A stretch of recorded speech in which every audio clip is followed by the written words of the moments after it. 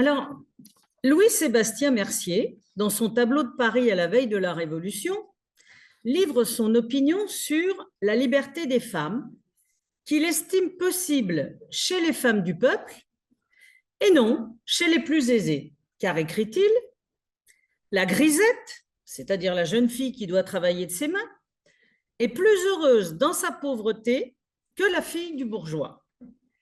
Son indigence lui donne une pleine liberté, du fait qu'elle n'est pas obligée de rester cloîtrée dans la maison paternelle, comme la fille du bourgeois, en attendant celui qui voudra bien l'épouser. Michel Perrault, dans son ouvrage récent sur la place des femmes, une difficile conquête de l'espace public, écrit que les femmes des milieux populaires circulent plus librement que les femmes aisées car, je la cite, les contraintes pesaient plus fortement sur les femmes de la société en raison de leur fonction de représentation que sur les femmes du peuple, infiniment plus libres de leurs mouvements. Alors, devrait-on déduire de ces propos, autant de Mercier que de Michel, que pour être libre, il faut être pauvre? La réalité s'avère plus complexe, notamment quand cette liberté dans l'espace public ne signifie pas forcément liberté dans le foyer. Et quand, par exemple, ces femmes peuvent subir des violences de la part de leur mari, comme de nombreux procès-verbaux conservés aux archives de la préfecture de police de Paris, je parle de Paris là, en attestent, sur toute la période. On pourrait citer celui, par exemple, du 27 Messidor en 5, où la citoyenne Mathieu de la section des Lombards porte plainte contre son mari en faisant état du certificat qui lui a été délivré par un officier de santé sur sa contusion au sein droit avec ecchymose et avec une seconde contusion à la joue gauche. Alors, en fait, une telle situation renforce le besoin d'une présence dans l'espace public pour que la liberté des Parisiennes pauvres puisse exister. Je vous propose de l'étudier en 3 parties. D'abord, en voyant comment ces femmes occupent l'espace public. Ensuite, de voir comment elles expriment leur liberté dans cet espace public. Mais aussi, en 3e partie, comment le danger de cette présence, pour ceux qui veulent les dominer, fait l'objet de choix politiques pour réprimer cette liberté. Alors d'abord, comment occupent-elles l'espace public? Eh bien d'abord, par une présence dans le travail. Le lieu de leur travail est en effet public, elles y vivent indépendamment de la place qu'elles occupent dans leur foyer, tout en sachant qu'une partie d'entre elles, de celles qui travaillent, le font à domicile. Mais il est désormais reconnu que la place des femmes dans le travail ne date pas du développement de la grande industrie du 19e siècle et que si elles n'entraient pas dans le cadre de la définition du salariat telle qu'une forme de marxisme a pu l'établir, nombre d'entre elles n'en étaient pas moins des ouvrières. 30 à 40% des femmes actives travaillaient dans le secteur lié à l'habillement et au textile, soit dans le cadre artisanal comme les fabricants de plumes et de fleurs de la rue Saint-Denis, dont la moitié des ouvriers employés sont des ouvrières, soit dans des manufactures qui commençaient à se développer. Elles restaient cantonnées à des tâches peu qualifiées, soumises à une grande précarité, liée aussi à la diversité de la façon dont leur rémunération était effectuée, à la tâche, à la journée, et en général, rémunération rémunération inférieure à celle de leurs collègues masculins. On peut citer le fabricant de couvertures Baco, toujours à Paris, où elle gagne 14 sols par jour, alors que les hommes en gagnent 30. Ou le fabricant Lamotte, où elle gagne 6 livres, 13 sols pour une semaine de 6 jours, contre 13 livres, 5 sols pour un homme. Autre lieu où elles sont présentes dans l'espace public, la rue. Quelqu'un a parlé ce matin, je crois que c'est Félix, d'Arlette Farge. Les logements exigus dans lesquels elles sont contraintes d'habiter, souvent dans une seule pièce, les amènent à passer beaucoup de temps dans la rue. Hein, parce qu'il ne faut pas que je rallonge. Ce lieu, la rue, est propice à de fréquentes discussions collectives, à des lectures publiques et collectives de la presse. Je voudrais insister sur une forme d'occupation de l'espace public par les Parisiennes pauvres aussi, celle de leur présence aux portes des commerçants. Je vais y revenir. Hein. Cette présence forcée, on peut dire, est synonyme de longs moments d'attente, parfois plusieurs heures, pour obtenir du pain aux portes des boulangeries. Mais ce fut aussi pour elles l'occasion d'être ensemble et de constituer ainsi des occasions de rassemblement pour faire valoir leurs exigences. Autre lieu d'occupation de l'espace public, on peut prendre l'exemple des obsèques de Marat. David avait donc organisé les choses pour les obsèques. Eh bien, elle participe. Jacques Guillaumeau dit que c'est elle qui en fait, ont fait la plupart de la caractéristique de ces obsèques, et elles ne font pas du tout comme David voulait, c'est-à-dire qu'elles foutent des fleurs partout, elles accompagnent, elles touchent le cercueil, voilà. Donc ça, c'est elles qui le font. Alors, j'en arrive à ma deuxième partie. L'espace public est un moyen pour leur expression revendicative et politique. Tout d'abord, au sein du mouvement populaire général. Alors, elle crée des événements, on va en parler pour le 5 et le 6 octobre, mais elle participe aussi à des moments d'action populaire avec les hommes, comme ce fut le cas pour la prise de la Bastille, ou quand elles ont assailli les barrières de Paris, par exemple, le 10 juillet. Le 10 juillet, à la Porte Saint-Martin, elles investissent le bureau d'octroi au cri de « Vive le tiers-État ». Le 11, elles font la même chose à la barrière blanche. Et on peut aussi, par exemple, citer leur participation avec les hommes à la journée insurrectionnelle du 10 août. C'est attesté par le fait que certaines reçoivent une forme de décoration, comme la reçoit la citoyenne Campenon. Elle reçoit une couronne civique, section de l'Observatoire. De même, la série F7 des Archives nationales, à la cote 4276, livre des éléments sur la participation d'un certain nombre d'entre elles à la conjuration de Babeuf en l'an 4, et notamment de leur action de diffusion de la presse babouviste, comme l'indique un procès-verbal qui dit « La citoyenne Anne Frémont a vendu publiquement les numéros 30 et 31 du journal, intitulé « Le tribun du peuple », le Div Pluviose en 3. Autre lieu d'expression revendicative et politique, les rassemblements autour des subsistances.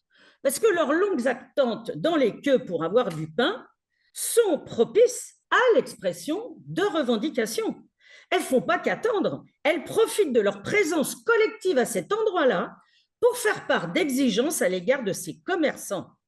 Et donc, des rassemblements s'organisent, pas seulement pour du pain, pour du sucre, de la chandelle, du savon. À de nombreuses reprises, ces rassemblements se soldent par des réquisitions, et non pas des pillages. Des réquisitions de denrées qui ne sont pas des vols, mais qui sont des saisies qu'elles revendent à un prix qu'elles estiment juste.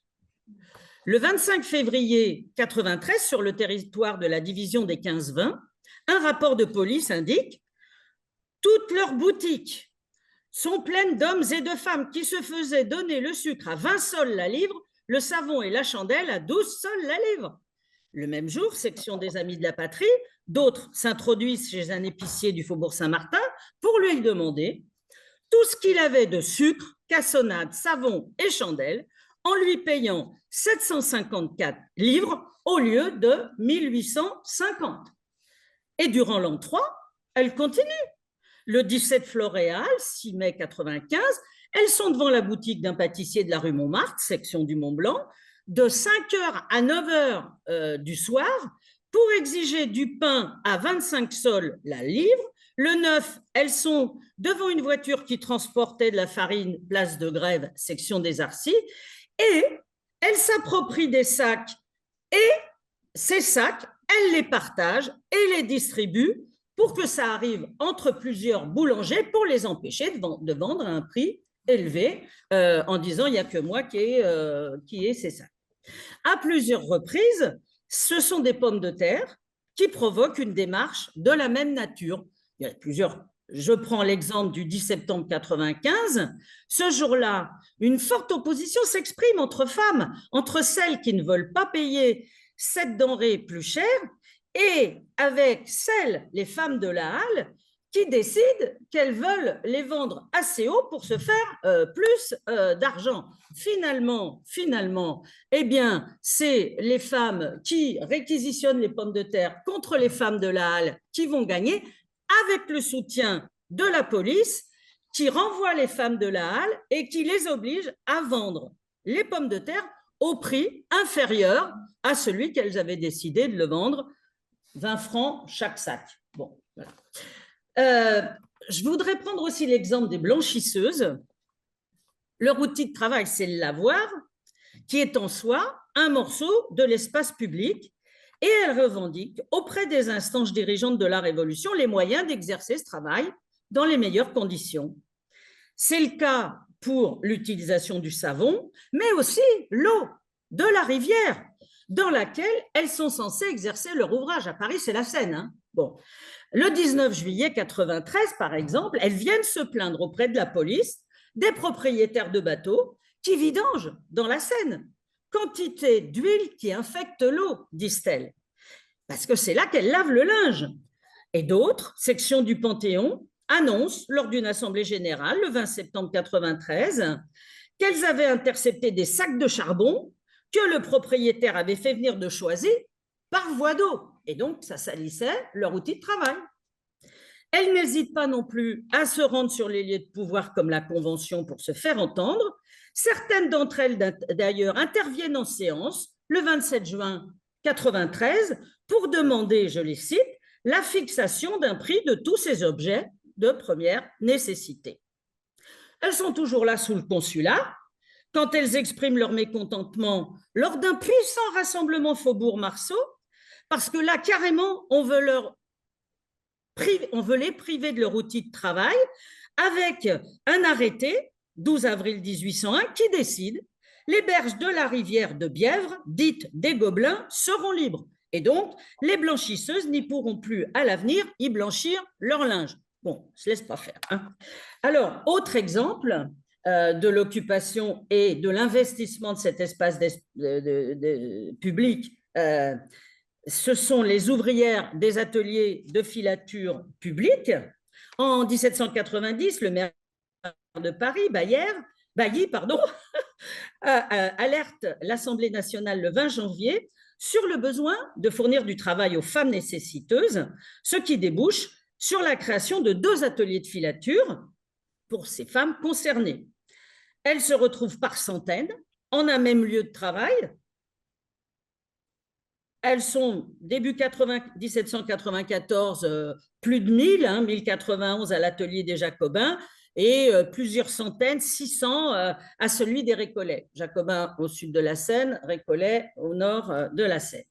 Ce secours qui leur est apporté par la proposition de cet emploi ne les conduit pas à accepter sans rien dire ni rien faire contre ce qui ne leur convient pas en matière de salaire ou en matière de conditions de travail. C'est pas bien d'être petit. Parce que, elles utilisent le moyen de la manifestation, comme celle de l'atelier des Récollets le font dès le mois de mai 1791, ou en novembre, au sujet de leur rémunération. Elles utilisent aussi le moyen de pétitions collectives dans chacun des ateliers qui sont conservés dans 7 cotes de la sous-série F15 aux archives nationales sur des sujets comme les salaires, les conditions de travail ou l'attitude à l'égard de leur hiérarchie. Et elles organisent aussi des délégations en direction des sections, comme celle, par exemple, qu'elles organisent en direction des sociétés populaires, Amis du peuple et Chalier en Floréal en deux, au sujet de leur salaire. Elles avaient envoyé une pétition à la Convention, on leur avait répondu des choses qui ne leur plaisaient pas, elles continuent, elles vont dire aux sociétés populaires, bon, maintenant vous vous bougez, vous venez nous aider, voilà. Et elles utilisent aussi, cinquième chose, les organismes politiques, parce que, je le disais, elles ne restent pas tranquillement chez elles en attendant que la révolution se fasse ou se fasse pas en leur faveur. Elles investissent des espaces publics que sont les assemblées de section, les sociétés populaires qui leur font suite. Bon, Dominique Godino l'a très bien montré dans son étude sur la participation des femmes aux assemblées de section, avec une présence avérée dans un certain nombre d'entre elles. On parle toujours de Paris, hein, désolé pour les Grenoblois. Hein. Bon, voilà. Dans ces assemblées, elles élaborent des revendications, comme elles le font par exemple section de l'unité, en rédigeant en réunion une pétition pour faire diminuer le prix des subsistances. Et elles sont reçues dans cet objectif à la Convention le 24 du même mois.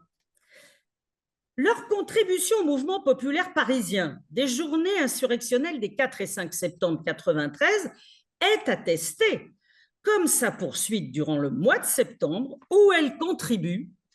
Est-ce que ce sont elles en majorité qui y sont parvenues? Pour l'instant, je n'ai pas le moyen de vous le dire, mais j'ai envie de vous le dire quand même. Et donc, elles contribuent à ce que soit adoptée la loi du maximum qui est considérée comme un acquis du mouvement sans culotte, où nos Parisiennes pauvres ont donc joué ce rôle déterminant.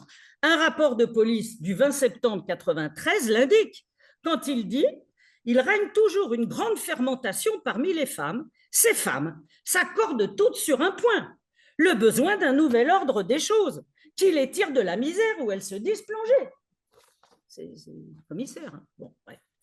Enfin, autre lieu public politique où elles vont, eh bien, elles participent aux actions qui ont lieu aux abords de l'Assemblée nationale et à l'intérieur de l'Assemblée nationale.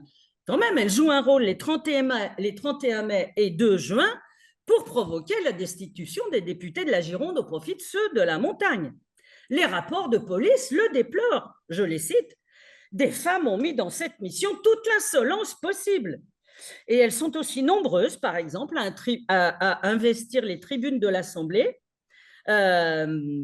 avec des orateurs qui tenaient compte de leurs interventions spontanées dans ces tribunes, soit pour y répondre positivement, soit pour les réfuter. Les archives parlementaires du 5 août 1993 font état qu'un membre déclare « Les tribunes sont remplies de citoyennes ». Et le président de séance leur déclare « Je rappelle les citoyennes qui interrompent au respect qu'elles doivent à la Convention ». Et il faut aussi mentionner les prises de parole directement depuis la tribune de l'Assemblée nationale. On peut prendre l'exemple de Claire Lacombe qui fait, par exemple, le 25 juillet 1792 et le 26 août 1793. Ce n'est pas la seule, hein, mais on n'a pas le temps de toutes les donner. Et donc, troisième partie, tout ça fait que il faut priver les femmes d'espace public pour restreindre leur liberté d'expression et politique. Alors, si elles ne se sont pas posées de questions sur le fait d'être autorisées ou non à investir l'espace public, en revanche, cette présence est de plus en plus contestée par ceux qui voyaient dans cette présence un danger pour l'application de leur choix politique. Des mesures sont donc réfléchies, appliquées, pour s'appuyer sur le genre des personnes et le rôle que la nature devrait leur assigner pour organiser le confinement des femmes à leur domicile. Cela s'est traduit, par exemple, avec l'interdiction des clubs féminins le 30 octobre 1793, en voyant l'argumentation qui a été donnée. Le député Amar, donc à l'origine du décret qui interdit, dit « Les fonctions privées auxquelles sont destinées les femmes par la nature même tiennent à l'ordre général de la société. Cet ordre social résulte de la différence qu'il y a entre l'homme et la femme. » Voilà. Et Fabre d'Églantine, pour soutenir cet arrêté, dit, en parlant des femmes militantes, que, au lieu d'être, je le cite, des femmes occupées du soin de leur ménage, ce sont des filles émancipées, des grenadiers femelles qui se répandent partout et causent des troubles dans la ville.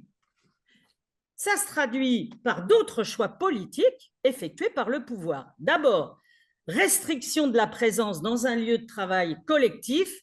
Je reviens sur l'exemple des ateliers de filature publics parce qu'il est patent. Dès le début de l'an 3, un projet de décret établit que le travail à domicile était, je cite, le plus convenable aux besoins des épouses et des mères. Voilà.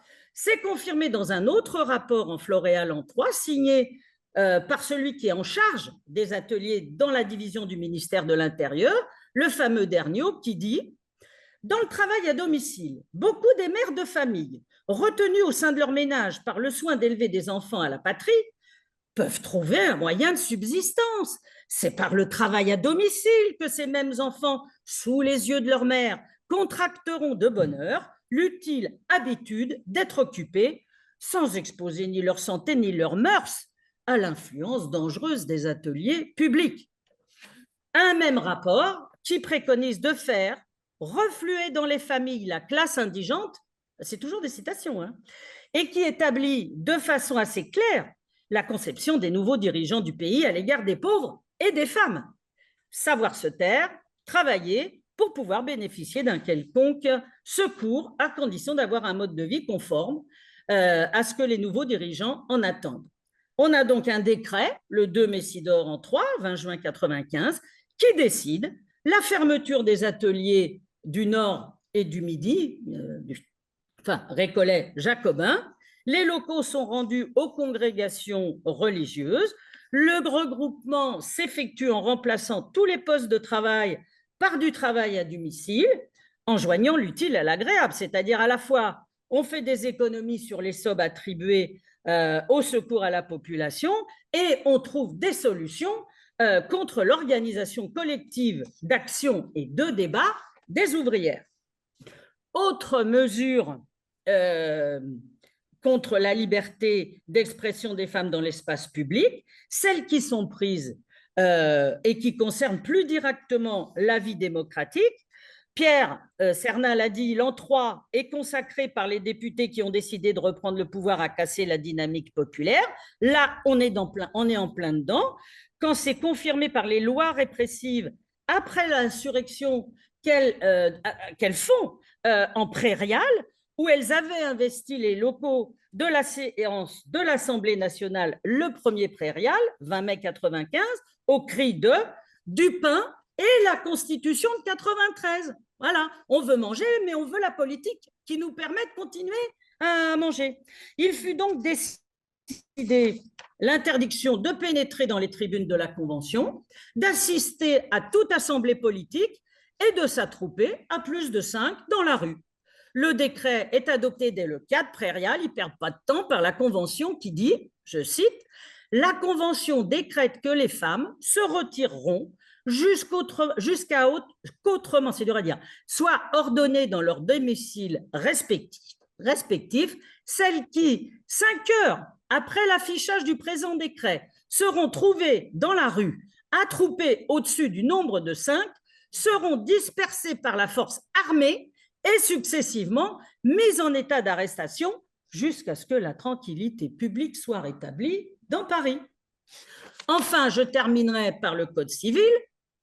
L'adoption du Code civil napoléonien encadre définitivement le lieu où les femmes doivent être, à la maison. Il fait coïncider cette assignation à résidence avec la soumission obligatoire à leur mari, contrairement au choix qu'elles pouvaient opérer grâce à la loi divorce qui avait été adoptée en 92 et qui a fait que, par exemple, à Paris, sur 10 demandes de divorce, 6 à 7 venaient des femmes. Alors, ce code, eh ben, il venait boucler la boucle du lien entre privation de liberté par la privation de l'espace public. Ainsi, la séparation du public et du privé, dont je rappelle que le MLF disait que c'était très politique, le privé, la séparation du privé et du public pour les femmes qui s'organisent au XIXe siècle n'a donc pas été le résultat de la Révolution, mais du danger de l'intervention collective des femmes, la force de l'expression de leurs exigences, danger considéré par certains qui voulaient dominer la marche des choses. C'est donc leur présence active dans la Révolution qui a suscité la recherche des moyens de s'en préserver. Chercher à les faire taire fut en creux la preuve de la force et de la subversion de leurs paroles pour procéder à des changements de société conformes aux intérêts de ceux qui la dirigeaient dorénavant. Voilà.